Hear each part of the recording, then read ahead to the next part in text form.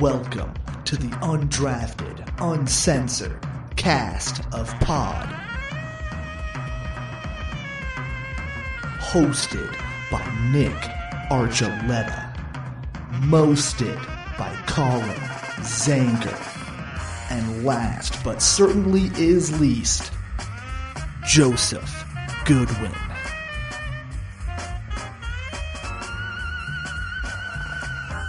Welcome in everyone to Undrafted Uncensored, where I don't know about you guys, but there's a new buffalo running in Boulder this weekend. New buffalo in Buffalo. Yeah, I mean, there were some buffaloes running in Buffalo last night. That's for damn sure. Yeah, the game was a little closer than I thought it was going to be. That's for damn sure. I actually thought that I kind of jinxed the Bills on Sunday when I heard that Josh Allen left the game. I don't know if you guys remember that part of the show where I said, well, now's a good time to place a bet on the Dolphins in case anyone gets hurt on the Bills. Yeah. And then Josh Allen leaves the game with a broken nose on Sunday. I was like, oh, no. That was a good broken nose, too. There's a new buffalo, a very young buffalo who I've heard is very rambunctious. Yes. No name yet. We're just calling her Ralphie 7 for now. She's supposed to get her name here relatively soon based on her attitude, I guess. So. Does anybody really know the Buffs mascot real name besides Ralphie? It's always Ralphie. Yeah, I think that's just easiest for all of us. It's Ralphie. I mean, and does the Buffalo care if it's like Ralphie 7? No. Doesn't even care if it's got the lineage or not. I don't think so. Do you think the other Batmans care if the Batman passed? No, they're just Batman. Or if Ralphie's a male's name, like whatever. Like Buffalo doesn't care. No. My biggest question is, do they call it Ralphie? I shall now be called Betty. There will be no way. Watch it be Betty the Buffalo. But Betty is a girl's name. I'm glad that they have a buffalo that will run. Did you hear the whole reasoning behind why she wasn't running the other week? Yeah, because she just doesn't like running. No, the new buffalo. Why they didn't have her out there yet? Oh no, I didn't hear that. Because she was too obnoxious or too wild. They had to train her more to get out there and run with the crew. Wow. These guys and girls, the handlers, have no idea what I know. Oh no, they know. Well, I know they practice, but oh man, once she's in front of all those fans, I hope she kicks their ass. I hope someone's dragged like 50 yards on the field because that would get everyone fired up. Nah, that gets you kicked off the squad though. I mean, I know a couple guys that did it, and so, that's intense running that buffalo. Oh, I'm sure from what they've said. So, yeah, and I understand why they went for the more conservative Ralphie before, but that's not what anyone wants. I'm glad we have a more rambunctious. Know what? If it takes an extra week to get the correct thing out there, then awesome. Because as far as I knew, it was happening anyway. I didn't see a lot of the pregame stuff, so. I'm just glad to hear that we're getting it back and we have a more excited Ralphie, and I guess it's a female, so it has to have like a secondary female name, but I still kind of want some kind of like James Bond, Can we just call Ralphie like 007 or something like Judi Dench? I don't know. No, let's stick with Ralphie. If it's number 7 or like, I don't know, John Elway. No, we can't do that. No. We definitely can't do that. Let's just avoid that at all costs. You never know. It could result in your best friend. Never mind. I'm not going to go down that road. Oh, man. You know what other road I'm not going to go down? Leverage. I'm not going to go down a road without leverage. It's a great TV show. Yeah, I was going to say the show on TNT. Never saw it. I was aware of it, but I never saw it. It was decent. It was decent. It's a great midday viewing. It's one of those shows where every episode is the same, but they're also a lot of fun. Okay. Yeah. Like ER. someone's dying, someone's got to get saved. Yeah. People are in the hospital. That they're messed up, and here you go. Here's a doctor. Yeah. Here's Noah Wiley. Everybody, Noah Wiley. He's playing a doctor again. It is it's much like the TV shows that we're talking about. It's just another season with another special teams issue for the Broncos that has popped up. There was obviously the punt debacle in KC last year. There's this year we had fumbled punt return. Yeah. Yep. And then we have the attempted block. One brand new out of 80 different concepts, according to Darren Rizzi, for blocking punts. Pretty amazing. Yeah. That didn't go right. And it did go right. The kick from Will Lutz that was before that went right. Oh, there you go. There you go. Where there was leverage also. Yeah, there was also leverage on that, but that whole thing went right. That one wasn't called. Yeah, it went right. I sit here and I looked at that when I was watching that play, and then I heard the comments afterwards. All I could think of was, oh my God, Darren Rizzi is trying to be Sean Payton. Mm-hmm. He is trying to become the exact mold and replica of him with all of these different things and personnels, and trying to talk about how smart of a damn play caller he is and how genius this was, because if it had worked, it would have been great. I have a question. Mm-hmm. I have a question. Can I ask my question? Yeah. You in the back. Oh, thank you. Yeah. So, Nick Archuleta, Undrafted Uncensored. Quick question. Why do you send the blocking team out there for a 60-yard field goal when this kicker that you're facing has a career long of 48? Now, I'm bad at math, but that's 12 yards more than his career long, if I'm doing the math correctly. And he missed. Well, see here, there in the game of football, there's a lot of different things and nuances and stuff that happens in the game of football, and you just gotta kind of go with some of the stuff that happens and go with things. And when you think something's right, I don't know, because you're trying to be the smartest man in the room and not just do the right damn thing. That's a great Darren Rizzi impression, Colin. It was actually. I've listened to a lot of his clips this week, so it could be a little ingrained in my memory. When you sit here and you're trying to win a game, you're trying to show off, and the point of this game and these games is just to win. Yeah. In baseball, you see it a lot. Fundamentals. You master the fundamentals, and then those other things start happening. That's when that epic slide by Moniak happens. When you're used to sliding into second base, and then you can start to change things around. The Broncos aren't even okay at the fundamentals in the last 2 seasons. They aren't even average. Like, they're not average. They're well below average in all aspects, I would say, besides the kicker. But then you're not giving them opportunities, which therefore makes you below average because your punting game hasn't been strong. And I'm not just talking this year. I'm talking last year too. But your special teams have not been good. So why the hell are you trying something fancy, like you said, on a 60-yard field goal attempt where this guy has a career long of 48, and it's in a crunch situation? Like, the game was over. Yeah. You don't know how this guy's going to respond. Yeah, maybe he makes it. Okay, cool. You lost on a 60-yarder. That sucks. But this guy had never hit from there. Yeah, I took my chances with him missing. Yeah, I mean, you look at the Dallas Giants game. Yeah. 64 yards. Yeah, at that point, you're just throwing your hands up going, let the gods take the wheel at this point. If they make it, we go to overtime. If they don't, we win. It's 64 yards. That's close to an NFL record. Yeah, if you want to try something fancy, have all of your guys just stand there. Just watch him Just kick. stand up and hold their hands up. Spirit Yeah. fingers.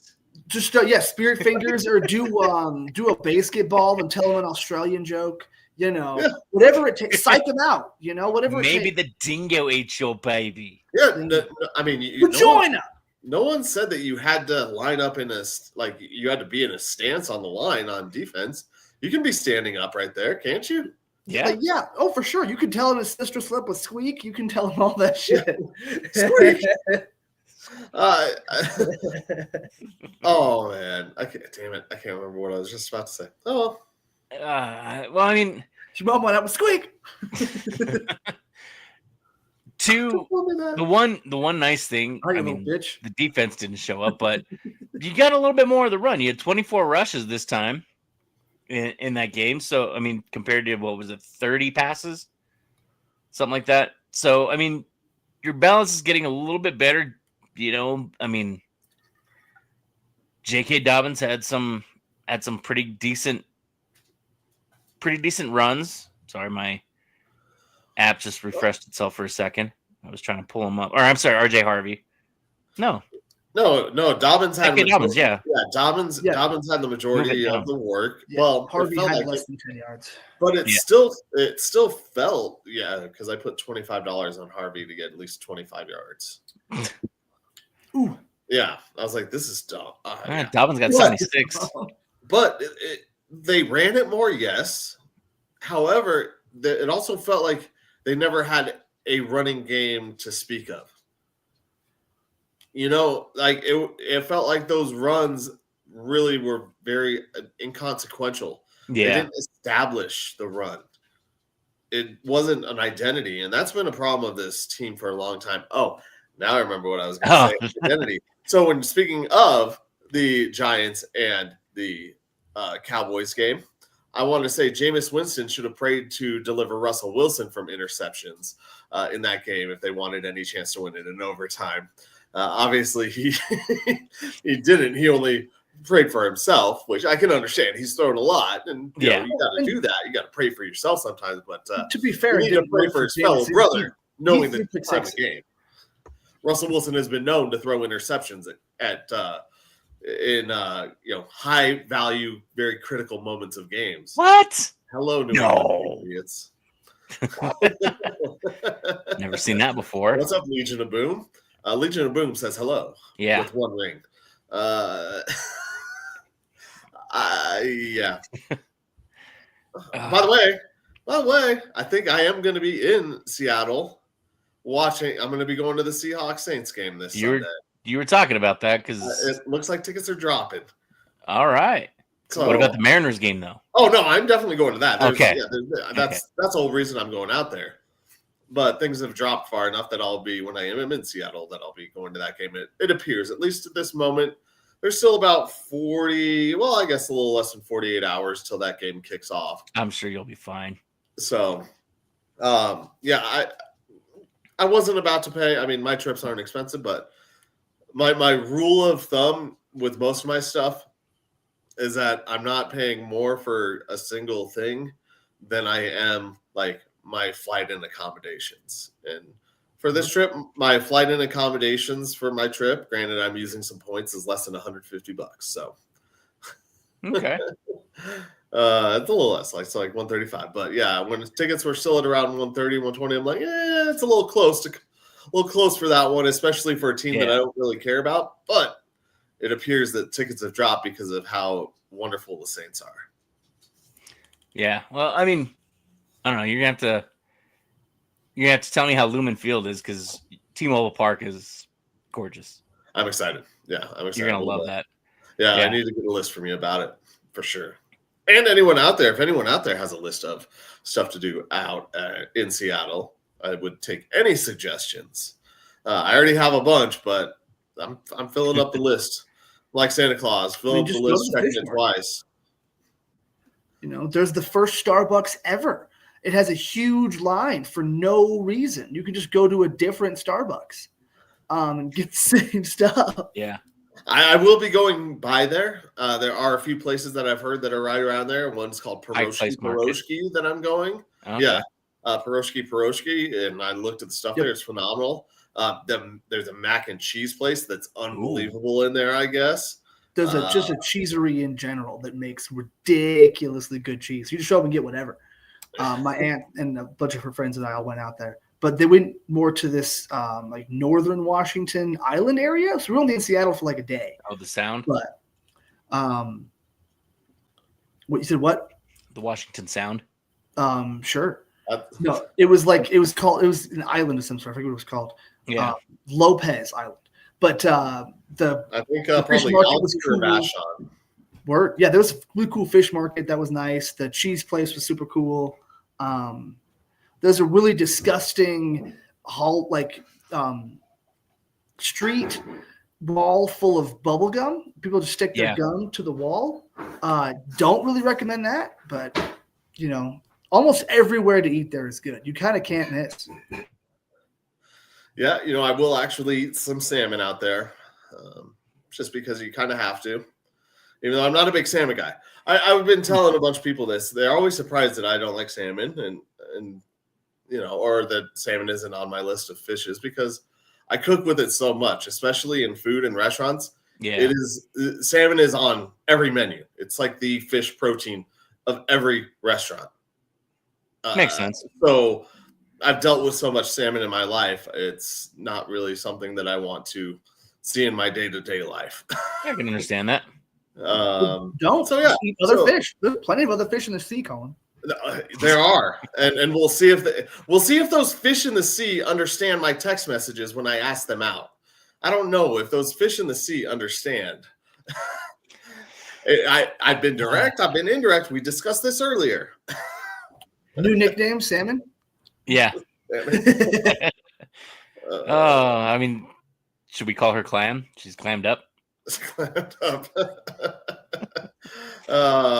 Sorry. That's stayed in her shell. Thanks everybody for tuning in. We hope you enjoyed the salmon talk.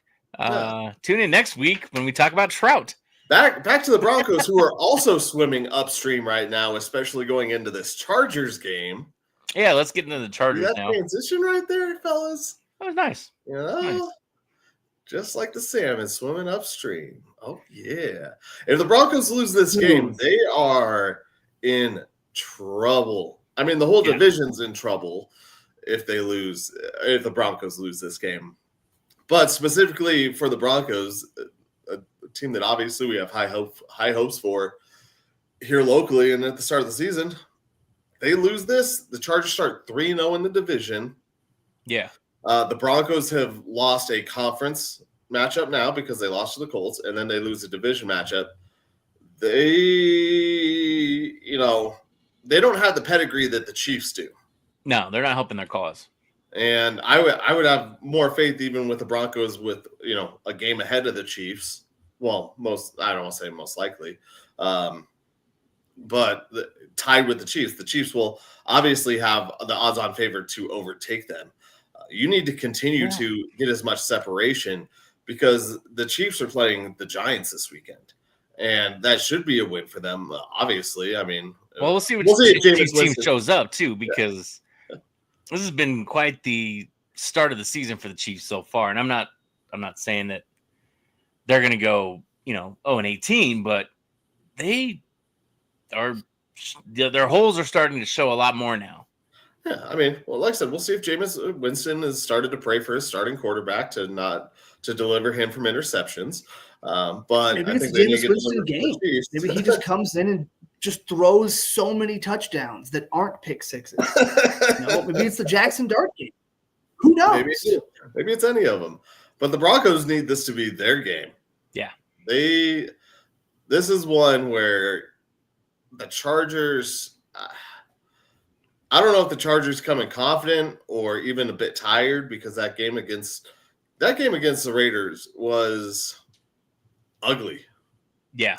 And the Broncos, I think, really do have a chance, but they have to establish that run. They legitimately do, because you cannot let this defense figure out Bo Nix and have an opportunity to dictate where Nix is going to make the next play. Well, and on top of that, too, this is J.K. Dobbins' kind of revenge game.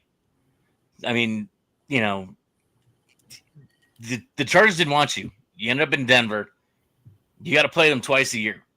And here's your chance right now in LA in front of their fans to just run all over them and finally show what they lost. I mean, we know there's something in there, but again, part of what's stopping him too is Sean Payton won't get out of his own way. Yeah, I don't know. This is going to be a really interesting game because it feels like both these teams have been a little bit underwhelming in different ways. Like the Chargers have really been surprising on the passing game because we all expected the Greg Roman offense. We expected Omari and Hampton to look unstoppable, and he really hasn't looked terrifying. Knock on wood. But what's looked terrifying is Justin Herbert off the play action. Keenan Allen looks like Keenan Allen from 10 years ago all of a sudden, and Quentin Johnston looks like a first-round pick. Ladd McConkey's a good slot receiver. Like their passing game looks a lot scarier than expected, which bodes well for the Broncos. That is their strength on defense. So the Chargers have looked disappointing just from a running game standpoint, which is great for us. The Broncos have looked disappointing from a few different standpoints. Defense looked great against the Titans. Titans aren't good though. So offense hasn't looked great. It looked good against the Colts. But like you said, Colin, the running game was definitely effective, but it didn't feel like it was really their identity. It just felt like they were getting more yards on those runs they were just inadvertently calling. And maybe they called one or two more because they were getting good carries, but it didn't feel like it was really something they wanted to do that much. We talked about last week. You got to want to run the ball. So I could really see this going either way. This could be the game where the Chargers get a Uh-oh. Right as I'm coughing, he freezes. I know. Well, let me jump on this real quick while we wait for Joe to return. Yes. I kind of feel like there might be some more runs in this game too, because Nate Atkins is coming back. Ingram's out. Atkins is in. Atkins is known more for his blocking anyway. So there's a good chance that's going to add up to maybe some more run plays. Maybe. I think that, well, one, I'm really happy you just said that because, you reminded me. Sorry, I'm getting this fixed. But, well, Bye, Joe. Let's go to the – Let's oh, go dang it. That didn't do it right. See, this is why – no, there we go. now it's all Colin's show. Right, now we're back. There we go. Because it's something that I had remembered last week. Joe lost his internet, everybody, but I had remembered this last week and I had forgotten about it. But you mentioned it, so J.K. Dobbins, 2 touchdowns. The revenge game thing, I think, is a very legitimate. I guess it's a legitimate cause in this game for the Broncos. There we go. We saw this last year with Sean Payton returning to New Orleans, and the way that that was last year, right? Yeah, was that 2 years? No, it was last year. Yeah, I was like, I can't remember when it was. But we see the legitimate his I guess direction, his focus on like the revenge games and wanting to make it mean something. It does mean something more. It is an important thing for him. And so I think, J.K. Dobbins probably gets a little bit more run in this game than maybe he did in regular games. So I'm not only gonna do that 2 touchdown bet. I'm gonna layer some yardage for JK throughout this game. Probably I'll check here in a second what his odds are to get to 100 yards.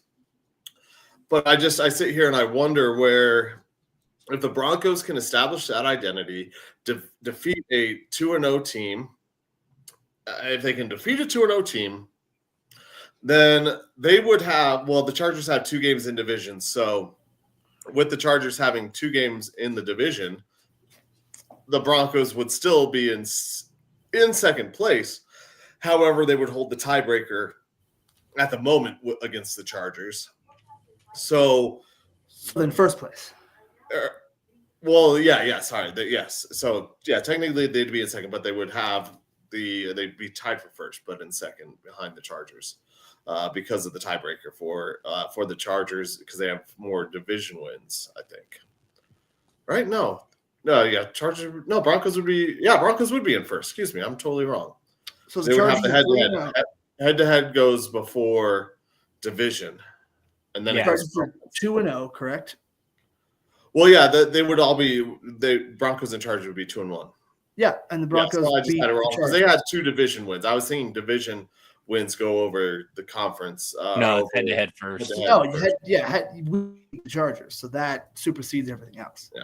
Yeah, but that's like I said, it's huge, especially when we look at the long term future of this season.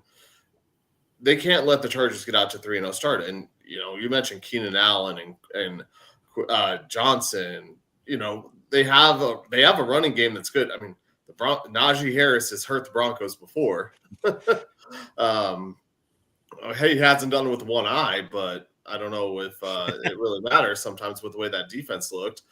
No Dre Greenlaw this weekend. Strnad is questionable, I believe.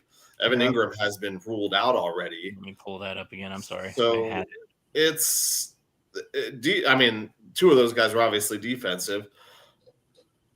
Everybody's full except for Evan Ingram and Dre Greenlaw. Yep. Everybody's in. The only 2 designations are Ingram and Greenlaw who are out. Yeah. Everybody else has no designation. I don't believe that was Strnad at all, though. It says he was full practice today. Okay. He was limited yesterday, full today. So. Yeah. I mean, okay. I'll believe it when I see it on the field. I don't blame you. It still sucks for the Broncos that they got to go up against, these guys, and the guy who was supposed to clog up the middle and really help solidify this defense isn't going to be there. Hufanga has done a great job, but Greenlaw was that piece that we've been missing in Broncos country at linebacker for a while. Well, and I guess still down. We still haven't had that piece because he hasn't played a down. Well, the Chargers are also missing a key linebacker too, in Khalil Mack. That's true. So you got to add that to the pressure on the Chargers defense too, and I mean that's a massive piece. That's hard for the Chargers to work around right now. I mean, I'm not taking away from the Chargers defense, but you lost your green dot. Yeah. So, I mean, that's an opportunity again for the Broncos to open up that run playbook because as I don't know if you guys saw this, I was watching the game with my parents. This was beautiful. You could see it again on Sean Payton's call sheet. Run the ball. Again. I'm like, do we really have to do this? Is it that hard to remember? I mean, at least the ball got ran. So if that's what it takes, then awesome. Because last time he had the sticky note that said run the ball, he didn't run the ball more. And well, that's because it was on the backside. Even funnier. That's true. You wouldn't have seen it. But if whatever it takes, man, if Nathaniel Hackett had been a good coach, then we could have lived with having to count down the play clock his first couple of games, Sadly, he wasn't. And that was one of the reasons why. But I would love them to actually establish some kind of run game. I feel like against the Chargers, they're going to have to. Otherwise, the same thing will happen. And that happened twice last year is the Chargers are going to get ahead of you because they run the crap out of the football and just get ahead. And you're not going to be able to keep up because your offense is too all over the place. And hopefully that big play didn't happen. And maybe the big play happens and everything's fine. But I don't know, man. I'm a little more concerned, especially with Evan Ingram not being there, even though he hasn't done a ton production wise, he scares the shit out of people. He's kind of like Terrell Davis with a migraine. Like, they still have to respect him, even if he hasn't done anything because his first couple of weeks. So having him not there will change how the defense covers the Broncos offense. Maybe that gives opportunities to Lucas Krull, the best tight end in Broncos offseason history. But someone's got to step up, man. Like, Troy Franklin needs to break out more. Pat Bryant needs to break out maybe. We need a Mimsy touchdown. Something I think is going to have to happen. And maybe it's something on defense too. I don't know. Someone's got to give. Speaking of respecting, real quick, Colin, I just want to thank everybody for tuning in. You're tuned in to Undrafted, Uncensored on the E280 Sports Network.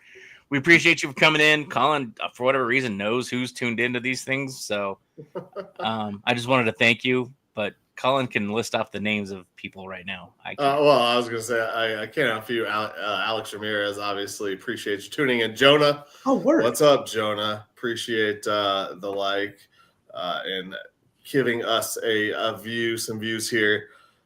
But speaking of views, if you want to view a Broncos home game in Los Angeles, tickets are half the price for this Broncos-Chargers game than they are for Seahawks and Saints. Are you serious? Awesome. $66, lowest tickets, fees included. Wow. 72, 76 for seats. Yeah. I don't know how, this is the Chargers home opener. In California. Everything's expensive in California. They were in Vegas last week. Yeah. And they were in Brazil week 1. Yeah. This is their home opener, and tickets are $66 for a team that's 2-0, leading the division and playing some of the best football in the NFL at this moment in time. Well, they don't have home games. That's why it was so impressive. They were able to sweep the Broncos playing it away twice. Right? So, that's not bad. If anyone feels the need to go fly out to Los Angeles to watch the Broncos play the Chargers, your tickets are going to be cheaper than almost anywhere else. Good luck getting there. Well, yeah, but you can figure it out. But for $66, you can figure it out how to get in the door. I think so. Like I said, it's about half the price for the Seahawks and Saints, and this isn't even the Seahawks home opener. No. Very, very interesting that I find that very interesting because we all know that fan base is very hit or miss. Yeah, I don't think they really claim the Chargers, which is kind of sad because if this was in San Diego, that would be a whole lot different right now. For a lot of the years, yeah, sure.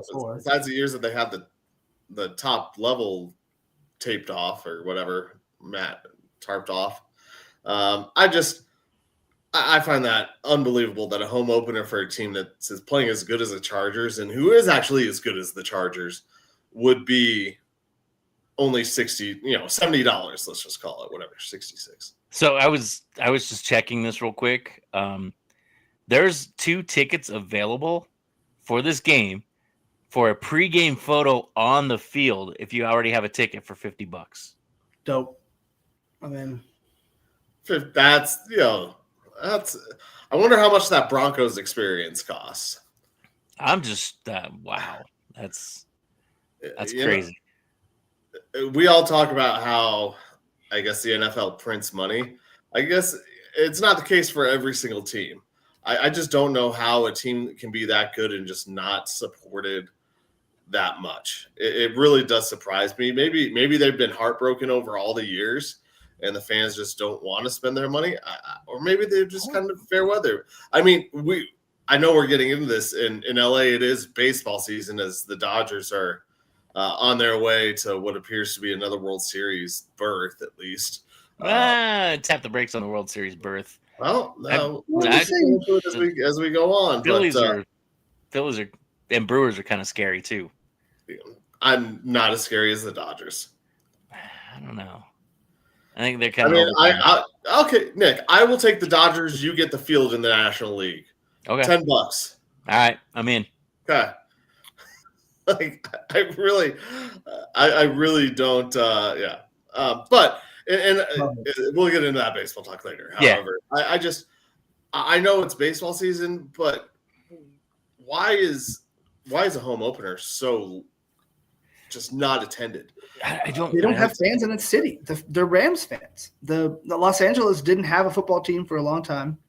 They tried the Raiders for a little bit. The Rams moved back, and that was where the most like ingrained fans were. The best Charger fans were from San Diego. So a lot of them stopped being Charger fans or aren't driving to LA to go to Charger games after they got their team pulled from their city. So it kind of makes sense. Like going back to even the soccer stadium thing, you'd think they would have been able to build a little bit more of a fan base with a guy like Justin Herbert, but they were so bad for so long. The Chargers going to Charger meme became such a good meme, and the Rams won a Super Bowl. So they're kind of just sharing a city with a team, but they don't get an equal share of that city like you get with Giants, Jets, Yankees, Mets. I'm sure there's more Yankees than Mets, but Cubs, White Sox, that kind of thing. Like they don't have that because it's kind of just Rams fans, and then I guess there's some Charger fans. Well, yeah, but the thing is that those other teams, they still sell out their home openers. Yeah. Like, I get what you're saying, Joe, and I completely agree. Lakers, Clippers. Mm-hmm. But you don't see half price tickets or whatever it is for a home opener for any of those games or season. Because they have fans. What it's telling me is that the Chargers haven't ingrained themselves into the community or put themselves out there enough. Yeah, the Rams were there before they came back. That's where all the hype is. But you also have to you have to put yourself into that city. The Clippers is a great example. The Clippers are definitely the second cousin, third time removed, whatever, to the Lakers. But they don't have a problem with people going to at least home openers. Yeah, exactly, because they have an even amount of fans in the city that are Clippers fans. The Chargers don't have that. They don't have I would say that there's way more Lakers fans than Clippers fans. Yeah, exactly. But the Clippers still have a good bit of fans. The Chargers don't. There's less Charger fans than there are Clipper fans. That's what I'm saying is that the Chargers don't have that fan base in that city. It's like they just kind of moved in, but the city already had a team. Like I can't think of another example in sports where a city had a team, another team moved to that same city and then expected to somehow siphon away the fans. Like it's not like you built a King Soopers across the street from a Safeway. Like this doesn't work like that. So I think they just don't have the fans in LA straight up. Well, I have a friend that was a Chargers fan, and once they moved from San Diego, he felt betrayed. There you go. And so he said, I'm never rooting for that team again. And he still has no team. He'll watch football, but he said, I have no team. He's a Ronin. Bring him over to the Broncos side. I tried. He almost went to the Raiders side because he showed up to Allegiant Stadium and was like taken away by that stadium. I'm like, dude, don't do it. Don't do it. I can see how that pretty little thing could tempt you. And he's in Utah, so it's, which way do I go? Do I go to Vegas or do I go to Denver? Yeah. I was going to say, if he was in San Diego, he wouldn't want to make that drive up to LA anyways. That's a terrible drive. But yeah, back to the game rather than those guys. I think for the Broncos need to, get the running game going, but this defense needs to figure something out. Because even in week 1 against the Titans, they sacked Cam Ward 6 times, which was great.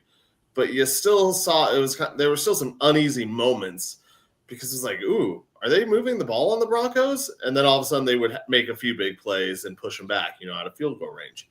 But last week, didn't see that. And Joe, when you brought up earlier Herbert and how he's been unleashed and running the ball more and more active outside the pocket, the Broncos, I've said this consistently, Broncos against athletic quarterbacks have struggled. I can't remember the last time they've been able to contain an athletic quarterback besides Cam Newton in the Super Bowl, which was a pretty big one. But that was 10 years ago. Different. Yeah, they do not fare well against athletic quarterbacks. And I'm not saying Herbert is athletic, but I mean, what was the stat? Did you guys hear the stat? He gained an extra mile per hour this offseason in speed in his workouts. Yeah, it was on the broadcast. Something like he gained an extra mile or 2 miles per hour running speed-wise with his offseason training program. So this has been a focus, is him being more mobile and agile within the pocket and even outside of the pocket. So the Broncos need to not think this is the Herbert of old, and this is Herbie fully loaded. He's ready to go. Like, he's ready to run, and this offense isn't a Volkswagen. It really is a souped up, it's a souped up Jetta. I don't know. Jetta? It's not a Beetle. It's a souped up Jetta. I don't know. I don't know where that one was going. However, they're running. These guys are running on premium fuel, unlike the unleaded that they used to be running on. All right. So it's high octane, it's high performance, and this defense has to respond to that right now, because if they don't, this will be a bloodbath in LA. Yeah. Yeah, they got to be concerned. That Chargers offense is like a Toyota Celica. Super. It can get away real quick. It's like a Super compared to a Celica. It's like it used to be a Celica, now it's a Supra. They got a kid on it. All right. This is getting away like the Broncos defense lets offenses do sometimes. Let's bring this back. Predictions. Sunday, 2:10. Broncos Chargers. Well, I had some orange colored glasses last week. And I think because it's a Broncos home game, they end up getting smoked in this game. I think that the Chargers do come away. The defense is having troubles. I think it's something like a 39-17, 39-14 type of loss. The offense hasn't shown me. They might even actually 39-10. The Broncos offense. No, I have to do 14 because I chose J.K. Dobbins 2 touchdowns. Those are the only 2 touchdowns. So 39-14. I just haven't seen anything from this offense, even though Khalil Mack is out, to give me any faith that they can go ahead and beat this Chargers defense. And the Chargers offense is so good. So there you are. Man, this game, it feels like the Broncos are just going to lose. It feels like they don't have it. I just feel like something happens. I don't know. Like I said, something kind of needed to happen. And the more I think about it, I'm like, I don't know, man. I feel like, to just say it again, something's going to happen. I don't need to elaborate more. Let's go like 27-24. Same Broncos? Yeah, I think so. Maybe even a little less. Like there's less scoring than we expect, maybe. Like 23-20. Let's go 23-20. That feels right. Damn it. Some kind of thing, where you gave too long, Nick. You should have cut him off. Where Will Lutz actually kicks the extra point. Or the extra point, the field goal. I don't know. I think something cool can happen here, but I have no good reason why. It's going to be I think it's going to be a low scoring kind of game. It's going to be almost like last week where it's just going to go back and forth for a little bit. Last week wasn't low scoring. That's why I said kind of. Listen to the whole sentence there, Colin. It's going to be like last week, low scoring, and it was back and forth. Kind of. It's not even kind of like last week. It wasn't low scoring at all last week. You didn't let me finish. Okay. You cut me off, and you got stuck on it like last week, and you didn't let me finish. Where it's going to be close. Hold on. Was the rest of that sentence. So let me try this again. It's going to be kind of like last week where it was kind of close, but I think this one's going to be a little more low scoring. Is that better? That's a much better way to put it. Oh, good grief. Well, you got to let him finish putting it, Colin. I mean, the over-under is 45.5. So, I guess, my 39-10 was a little bit over. But yeah, a little bit. I mean, they almost have 45 just on the 39. But anyway, I would stick with the under. I'm thinking 21-17 maybe. It's going to be close, and it's going to come down to the last drive. But who?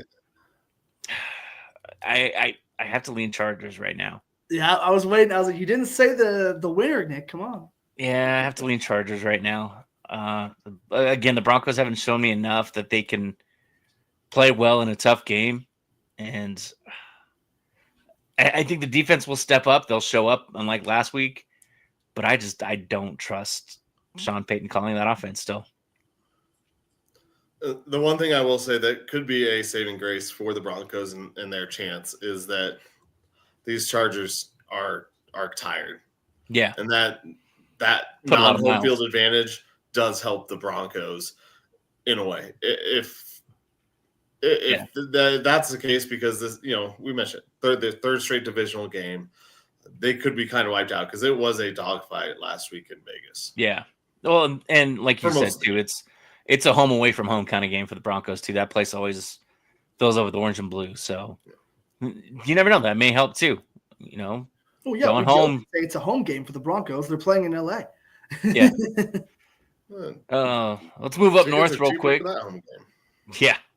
Let's move up north real quick. The Buffs are going back to Salter. When's Juju get his start? We went over this 2 weeks ago. I don't know. I don't know why, unless he's just that bad. I mean, that has to be the reason why. If Juju maybe he was a 5-star recruit who got away with it in high school by being talented and doesn't try. That's the only thing I could think, because at this point in time, with the games you've lost, why would you go back to Salter? What are you trying to salvage this year, Dion? What are you trying to do? Yeah. I don't get it. Well, and you're playing Wyoming at this point, a Mountain West team that's moving on to a bigger conference next year. So this is their last year in the Mountain West. Wyoming's not a team to really laugh at. Yeah, and with Caden Salter is maybe the worst choice for the offense the Buffs run. And until Pat Shurmur proves that he's capable of calling an offense that plays to the strengths of Caden Salter, then I don't think that anything's going to change. I don't think that, and I think you're right, Colin. It definitely shows a lack of confidence.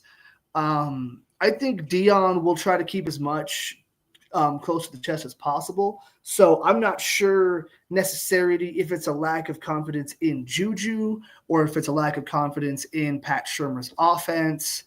If it's a lack of confidence in the offense to protect Juju, like he's just not ready and he doesn't want a David Carr situation where the kid gets ruined by putting him in too early and developing bad habits. Maybe he's just a straight up bust. I don't know about that. But it definitely shows a lack of confidence somewhere. I guess maybe it could be also the running game too, or a combination, like D, all of the above, where it's like, I don't think the running game can give Juju enough of a cushion. I don't think the line can protect him. I don't think Pat Shurmur can call the plays for him. And I don't think he's ready for all that. So it's better to leave him out. And I don't even know if that's the right way to go. It just feels like there's got to be a lack of confidence in there somewhere. Otherwise, this is just Deion Sanders trying to pretend like nothing's happening, shoving his head in the sand and being like, no, we're good.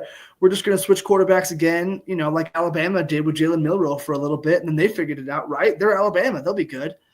This doesn't feel like a team that can all of a sudden find its quarterback and just compete. Like, you need to, like you said, get Juju the reps and get him ready for next year. And maybe they've already decided and evaluated that he's just not ready and he's going to have to play next year. And this year might just suck. Do you think there was so much shine all around Juju coming into the Buffs organization that Prime doesn't want the next quarterback of the CU Buffs to outshine what Shedeur did? No, because why is he not giving him a chance? Because he wants to win. first and foremost. So I think it could just be the simple, Michael Malone stubbornness of I just want to play the quarterback that gives me the best chance to win this week. I don't know if Dion necessarily has that. It's got to be something like he doesn't think he can do it. He's seen something in practice and in that game against Delaware, like that he's got too much to work on potentially. I'm not really sure exactly why, but there's got to be something, like does his footwork look like rookie Drew Lock? Like what's the problem? Well, you work on those things also in the game. Yeah. I don't know. Maybe it's just a coaching philosophy. I don't agree with that. I think at this point you've got to put in the kid because he's just a better passer. I don't know. Maybe they don't believe in the receivers because the receiving core is a total turnover from last year too. Yeah. So maybe it's partially that. They don't think they have the guys like they had for Shedeur, so they don't want to put Juju back there and throw a whole bunch of picks off of dropped, bobbed passes or whatever. But I don't know, man. It definitely shows, like I said, a lack of confidence in somewhere in the team and in the offense especially. And so I think it's just going to keep getting worse, I guess, until it gets better or until they promote Byron Leftwich and fire Pat Shurmur. Well, and I've heard too, I've heard this several times, they also think Juju is a little small too. He's only 6'1" and 190. And that's football measurement, so that's probably pretty generous. They're waiting for him to fill out like Giannis. Yeah. No, that's probably what part of the problem is they want him to hit the weights a little harder, and until he does, he may not see the field. Yeah, I don't see any of one of those things being enough to hold out your 5-star recruit, but maybe a combination of all of them. Or maybe Dion's just scared of something. I don't know. Maybe he needs to go to church. I think the writing's on the wall. Juju. I don't think Juju's back next year. I highly doubt it. I think he's going to hit the portal. Because what the hell is this 5-star recruit sitting there saying, I was so coveted, I was so wanted, and now I'm not even getting playing time, and you can't choose a starting quarterback, and Shedeur gave me the key. Option. I'm not even option 1, 2, or 3 because option 1 was a transfer. Option 2 was a guy who had been here before, and option 3 was to go back to option 1. So, like, if I'm Juju and I have this portal and everything, I'm not staying with the Buffs. Unless Prime has gotten some sort of relationship with him, which we all know he's a great relationship builder, there's no way I'm staying at CU for another year of possibly riding the bench when there's some other guy that he might bring in from some other bowl game that they get blown out by Oregon by.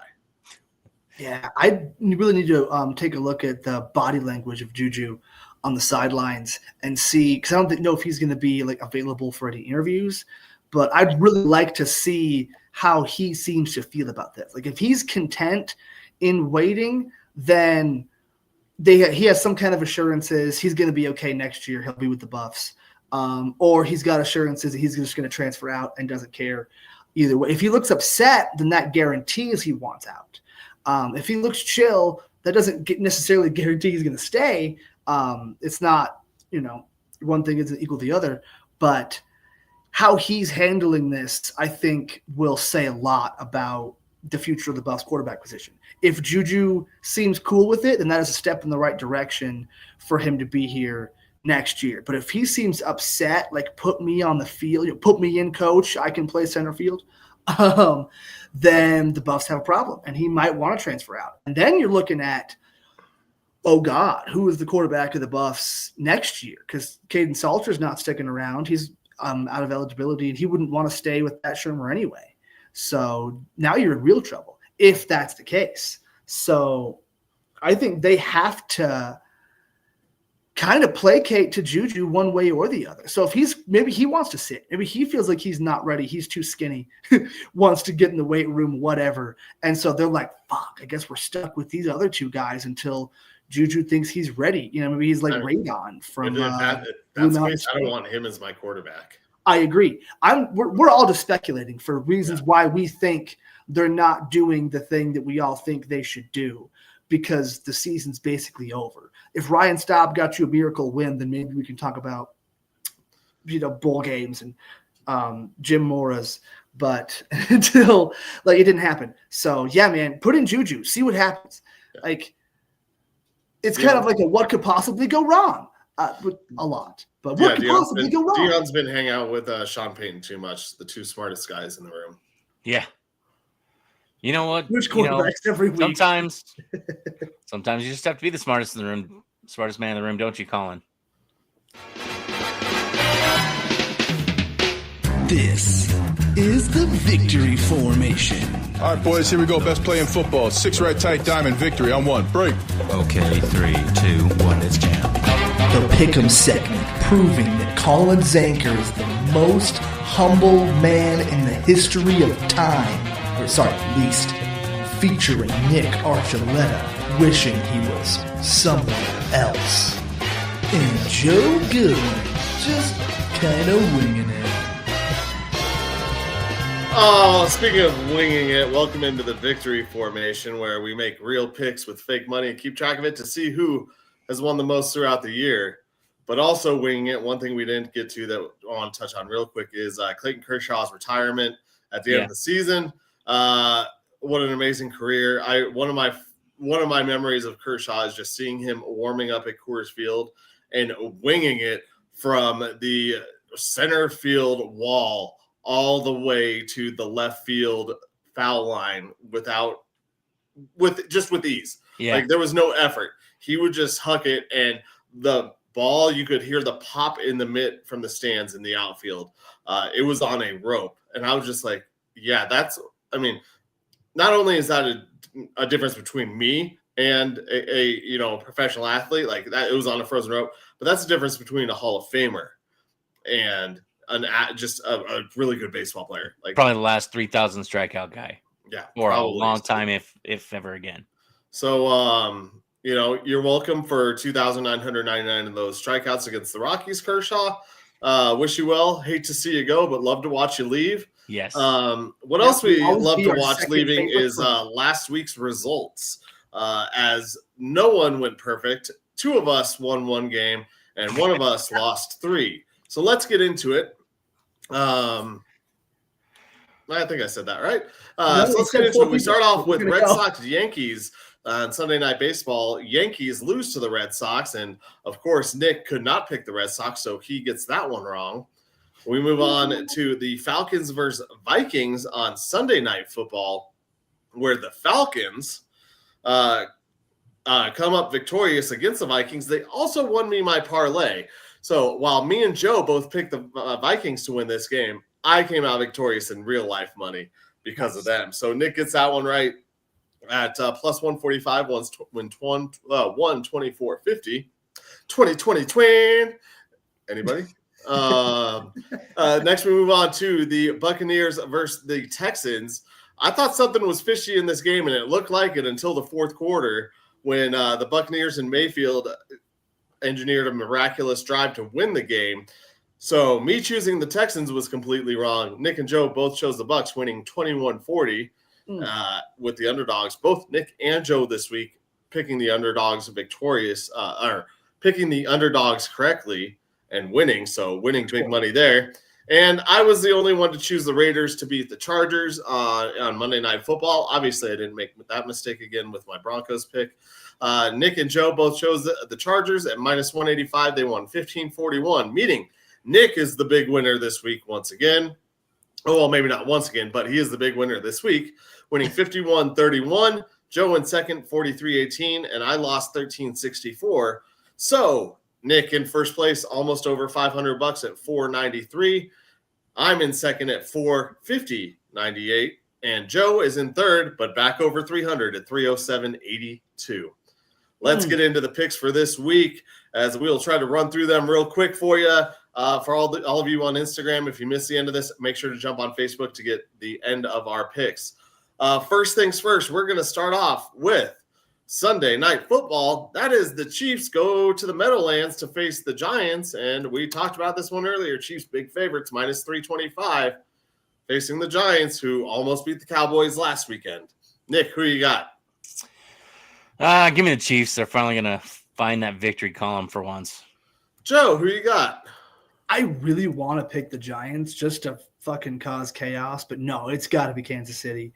That if Kansas City loses this game, then Chicken Little was right. You know what? I'm going for all the chaos this week. Give me the Giants. Spicy. Give me the Giants. I think that Russell Wilson kind of has found the little moments that he'll have like a 3-week span where he's really good. And last week was the start of that, except for the last play. So give me the Giants because their defensive line is also no joke. Move on to Monday Night Football, where the Lions face the Ravens in a divisional matchup. Or excuse me, divisional matchup. In a matchup of two of the top teams in each conference. The Lions plus 185 dogs, Ravens minus 225 home favorites. No, they're cats. I talked about wanting chaos, and I already told you I don't believe the Lions even make the playoffs this year. So give me the Ravens, nevermore. But after this time, nevermore or something. Yeah. Okay, Joe, who you got? Who's that rapping at my chamber door? No, yeah, it's the Ravens. The Lions are good. I think they're going to make the playoffs. I think they'll be better than Colin says, but not better than last year. I think the Ravens take it. Derrick Henry bounces back from his 3 fantasy points from last week. Yeah. Let's get more than that. Nick, who you got? Give me Baltimore. It's a clean sweep, so put your money on the Lions. Damn it, you guys aren't helping me with my prediction of the Lions not making playoffs. Oh, next we move on to what would normally be Sunday Night Baseball, but we have a special edition. Pick 'em. It is the Seahawks hosting the New Orleans Saints. The Saints, huge home favorites. Because Colin's going to be there. Because I'm going to be there. For no other reason. Seahawks are home favorites. Seahawks, huge home favorites, minus 375 up against the Saints, plus 295. Joe, who you got? The Saints are bad. And the Seahawks are home. The Seahawks. So, yeah, it's got to be the Seahawks, man. Nick, who you got? I'm going to go Saints just to hope that it's just an ugly, miserable time for you. See, if you pick the Seahawks. Wait, Nick. So this is the thing, though. How do you think it's going to be an ugly, miserable time for me when the Seahawks lose? I'm also choosing the Saints because the Seahawks also have a Thursday night football game against the Arizona Cardinals, and they might overlook the Saints, even if it is at home after a big win last week. I want to see misery and destruction, and I guess I don't need to go to a football game to see misery and destruction in Seattle. Yeah, I'm sure I'll see some of it, but I do think the Saints. Let me be completely clear. I do think the Seahawks win. I'm picking the Saints for fun. However, I think the Saints keep this game very competitive. I think this game is probably closer than the Broncos game. So moving on, we will go to Sunday Night Baseball. And once again, this is always an easy one when it's the Red Sox playing. It's Red Sox Rays. So Nick, tell me why you're picking the Rays. There's Sunday Night Baseball? There's no.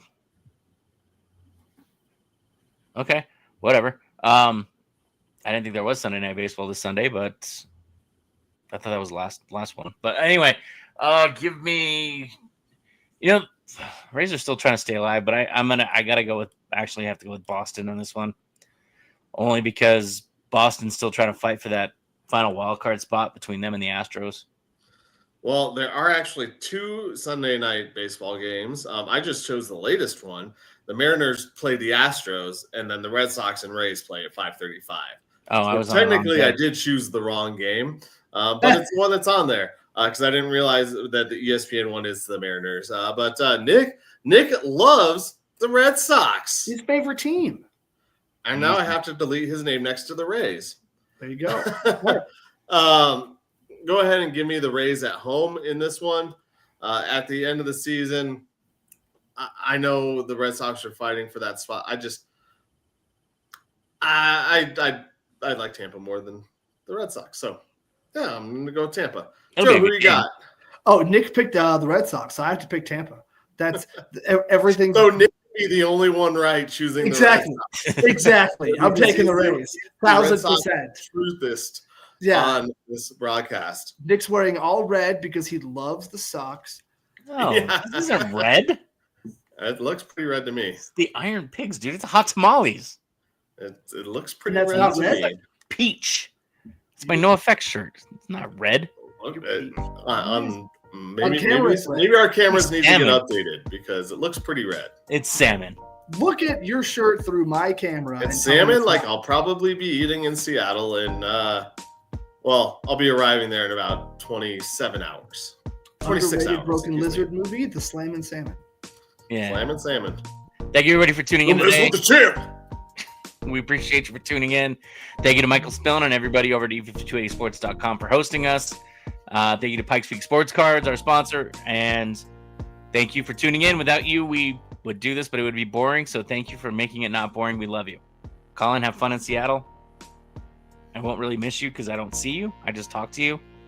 But have fun anyway. Oh, yeah. We'll do. Enjoy the seafood. It's amazing. If ifs and buts Joe? was candies and nuts, Enjoy Denver. all have Yeah, a this Merry way. Christmas. Joe, I hope you enjoyed Denver. Everybody else, we love you.